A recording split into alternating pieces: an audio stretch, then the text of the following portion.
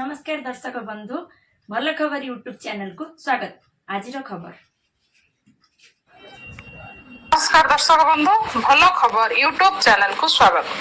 आज खबर मालकानगिरी जिला अबकारी विभाग मोबाइल यूनिट मालकानगिरी मोटू 326 नंबर जातीय राजपथ MV 79 थानास्थ MV 126 छक निकट रे पेट्रोलिंग करुवा समय कालीमेला पटु गोटे ऑटो गाड़ी द्रुत गति रे आसुथबा देखि संदेह हेबारु अटकाई चेक करथुबारु सेथिरु 17 केजी 200 ग्राम गंजेई जबत करबा सह ऑटो को जबत करा जायछि।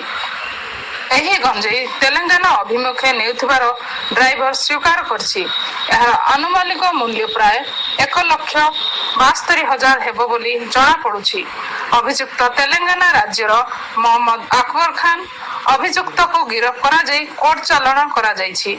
एही चढ़ाऊ समय मोबाइल यूनिट अबकारी इन्स्पेक्टर बिंगराज दामी, ज्ञानरंजन साहू, प्रदीप नायक, पांडव टुडू, चंदन चेटी प्रमुख शामिल थिले।